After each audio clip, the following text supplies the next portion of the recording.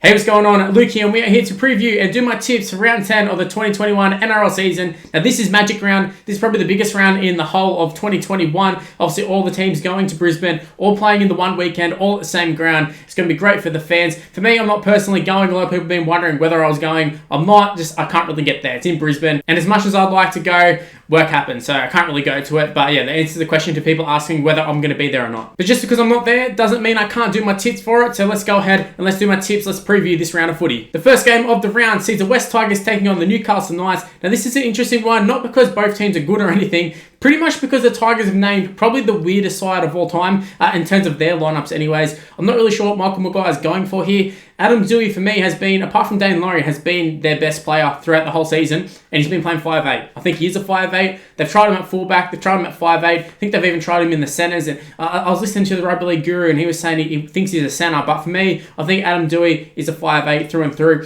He's a big-bodied 5'8", and I think it's perfect for the modern game. And they've put him into the centres. They've chucked Moses Mbye into the 5'8" position. And like for that, like I understand it. Moses Mbye, I think for me, is a 5'8".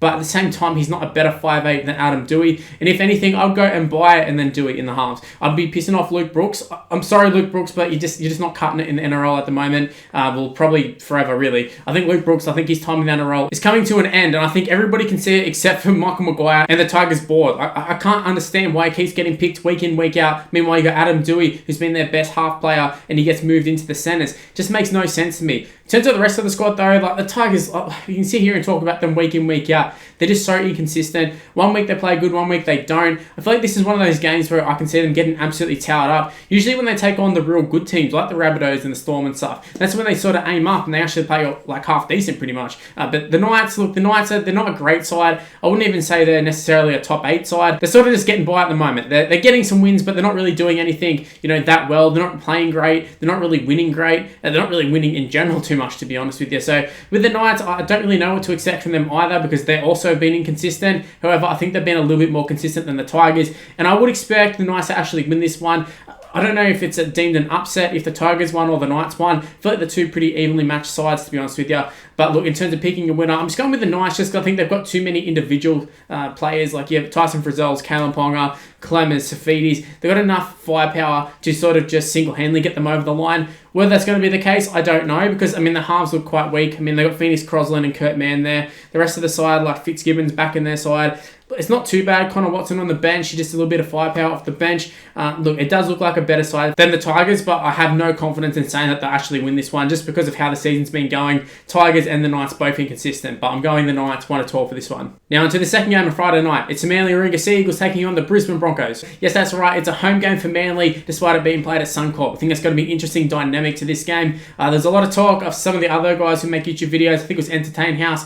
I saw them sort of talking about how like Broncos are going to be in the away sheds and it's going to, be a big deal. I don't think it'll be a big deal at all. I don't think the Broncos will care. Why would you care? It's a change room, especially at Suncorp. I think they're going to be state-of-the-art sort of change rooms. They're going to be pretty good. So whether it's home or away, I don't think that'll matter too much. And I don't think it'll fire them up any more than them just playing in front of essentially a home crowd. It is a home crowd for them, essentially. There's going to be a lot of people who are from Brisbane or from Queensland around there. Despite all the people who are travelling up, definitely going to be a lot more Broncos fans than there would be Manly fans, in my opinion. In saying that, though, Manly, fantastic side.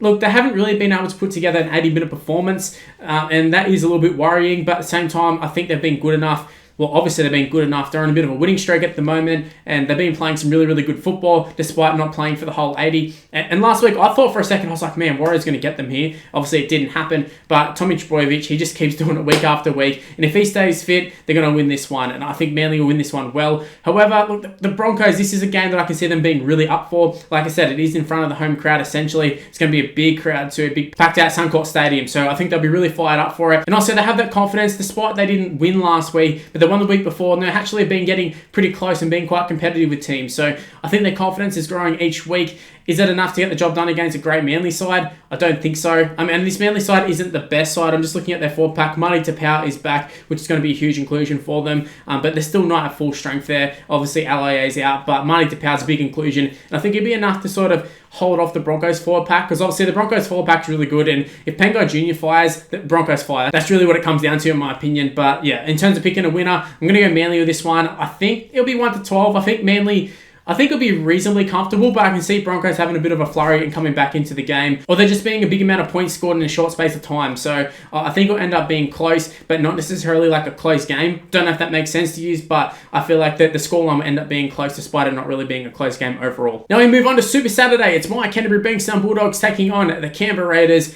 I don't really have much hope for my Bulldogs. I really don't. After watching the last couple of weeks, despite them getting a win against the Sharks, and it was a real scrappy win at that, they've just been going downhill. It's just not been good. But the same can be said for the Raiders. The Raiders don't really have a reason for it either, apart from just the players aren't playing well. Whereas the Bulldogs, you look at their side, and you shouldn't really expect too much from them. The Raiders, though, on the other hand, for the start of the season, I was thinking they're going to be a top 4 side, and it's just not happening for them. Seems to be a lot of sort of disruptions in their own camp. Saw John Bateman coming out and talking about like how are things getting leaked to the media, sort of implying the players were leaking it. It's not good for the Raiders. In saying that, though, things are even worse at the Bulldogs. Look, Kyle Flanagan obviously just crying in front of the media the other day, and in terms of the actual side, they're just not playing well. New halves pairing Brandon Waken and Jake Averillo. Flanagan is dropped. The rest of the side, like Tui Katoa's back in, Nick Meaney into the centres with Corey Allen's out. Dylan Napper's back for them, but the rest of the side, like, it doesn't really scream that they're going to beat the Raiders. It's just, look, they might be in the contest just because of how the Raiders have been travelling, because the Raiders have not been good. But I think that's more of a reflection on the Raiders than it is the Bulldogs, because in my opinion, Bulldogs are trash at the moment, and I'm a Bulldogs supporter. You can see I'm wearing a Bulldogs hat.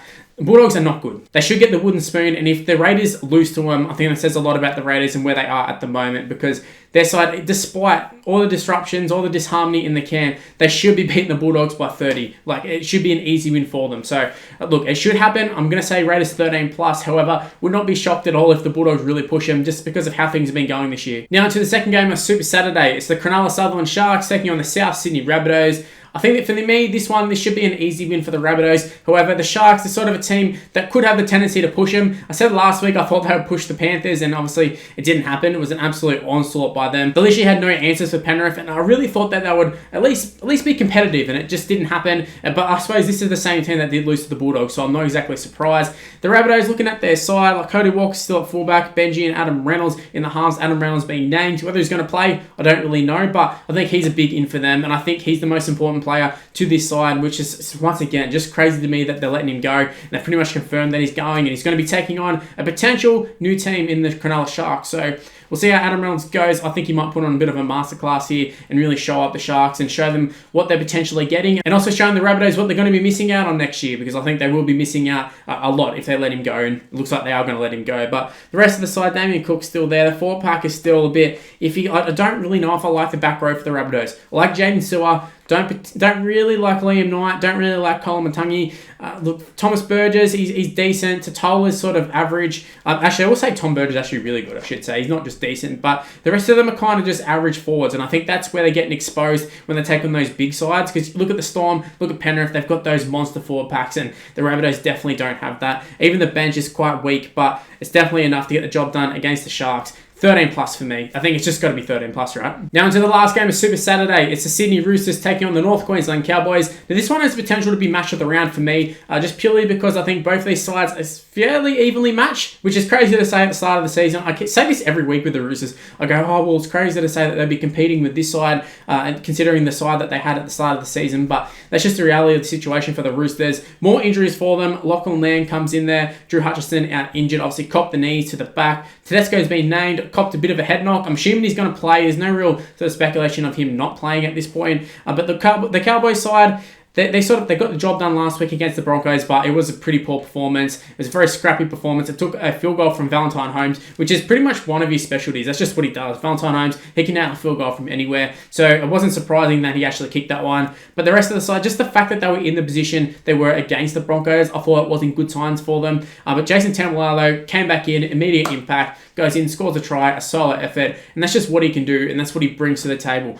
Jason Taumalolo, when he plays, if he wants to, he's unstoppable. And I think the Roosters will have a really hard time stopping him. In saying that, though, if there's any team that could figure out a game plan and sort of take him down, it would be the Roosters. But look, Sam Walker's there, Lachlan Lamb's there. I think Drew Hutchison really stood up in the absence of Luke Keary, and also Lachlan Lamb in that sense too. But I thought it said a lot that Drew Hutchison didn't get dropped when Lachlan Lamb was ready to go. But obviously Lachlan Lamb's getting his chance again, so we'll see if he comes in. It's a different dynamic to the side because Lachlan Lamb, he was looking at being the halfback. He's not doing that. He's going to be playing second fiddle here, although I guess he always was going to be playing second fiddle as a Luke Keary, but Drew Hutchison was that big body, could get in there, take those runs if needed. I don't know if Lachlan Lamb's going to do that. Well, I really don't think he will. But the rest of the side is still a fantastic side for the Roosters, and it should have enough to get the job done against the Cowboys. Because I'm looking at the Cowboys side, it's still not fantastic. Like the forward pack, if you take Jason Taumalolo out of it, and when they didn't have him, it really didn't look very good. Really didn't look very good, didn't offer too much, and they're only really beating the teams that were sort of, shit, essentially, like your Bulldogs and such. Add Taumalolo to it, and obviously he's going to increase every forward pack, but just, not this time. Not this time. I think it will be close-ish, but I think the Roosters will run away with it. I think it will be 13 plus to the Roosters. Now, moving on to Sunday afternoon football. It's the New Zealand Warriors taking on the Parramatta Eels. This one could be a really, really good clash. I was talking about the previous game being match of the round. This one has the potential to be it as well. We know Parramatta, we know they're very exciting to watch at times. We also know the Warriors are very exciting to watch at times. Roger Tuivasa-Sheck, whenever he plays, kind of similar to Jason Taumalolo when I was talking about him, how much an effect he has on the side. I think Roger Tuivasa-Sheck is the same. You add him to the back line, and it just makes the back line look 10 times better. And that's just the sort of player Tuivasa-Sheck is. And they'll have to sort of figure out how to play without him next year. But for the meantime, they've got him. And I think he'll play really well this game. He always does. I think he'll lead them around well. Reece Walsh is on the bench, I believe, which means that Nikorima and Harris DeVito retain their spots in the halves. I think you bring on Reece Walsh sometime against the tiring forwards, and I think he'll have an impact. His defense is a little bit sketchy at times, so I think you limit his playing time in that regards, but you bring him on, you have Tuivasa-Sheck, even Harris DeVito, Nikorima, a lot of attacking threats, and just the back line itself, like Kemba Marley's pretty good. Also add in the fact that the Eels won't have Dylan Brown, also Wonga Blake's going to be in the centre, so I think they're susceptible to an upset here. However, I do think the Eels are going to win this one. I think I just have a little bit too much class. They've still got Mitchell Moses, still got Clint Gutherson, Breed Marnie's still there as well. The rest of the forward pack's still there, still looking very strong in the forward pack, and as good as Dylan Brown is, I'm really intrigued to see how Brad Arthur's son goes. Jacob Arthur, he's making his debut, I believe. I think it's his debut. I think he had to get clearance to play, and he has got that. So, look, he's going to be making his debut. Don't really know anything about him, apart from the fact that he's Brad Arthur's son. So, we'll see how he goes. But, look, it's going to be interesting for him. It's going to be a good test for him. And I think the biggest thing for the Eels is Wonga Blake being back in the side. Because seeing how good Niakore's been, and obviously the hit on Tedesco, he's got suspended for a couple of weeks. Dylan Brown will also be out for a couple of weeks. But I think Niakore is going to be a huge loss for them. Dylan Brown, I think you can get away with having him against the Warriors. I think they can get away with him not playing. But Niakore, he's someone who I think has been super underrated for him. Kind of similar to Papali'i in the sense that they've been those underrated sort of hidden gems that they didn't expect to have at the start of the season. Then all of a sudden, they're absolutely killing it for him. And Wonga Blake, he's definitely not been good defensively. Pretty good with the ball. Has a couple of errors in him, but his defense is atrocious. And also, he doesn't pass to his winger a lot, which is what Niakore has been doing. Been creating a lot of chances for his wingers. So I think there's going to be a big loss there in saying that I think they're going to have more than enough to get the job done against the Warriors. I think Warriors will push them. I think they'll score a couple of points there, but I think the Eels will win. I think it's going to be 1-12, but I don't really have confidence in terms of a scoreline, but I'm pretty confident in saying the Eels will win this one. Now into the second game of Sunday. It's the Melbourne Storm taking on the St. George Illawarra Dragons. Melbourne Storm actually missing quite a few players. Pappenhausen's been named on the extended bench, I'm pretty sure. He's named in number 19, but in the number 6 position, no Cameron Munster. Riley Jacks comes in. In the past, he's done a fairly decent job for the Storm, but at the same time, he's no Cameron Munster, and most of the time, he's had Cameron Munster there to help him. Jerome Hughes, obviously a fantastic player, and I think they can carry him for a couple of games if needed, but they're definitely going to miss Cameron Munster for sure.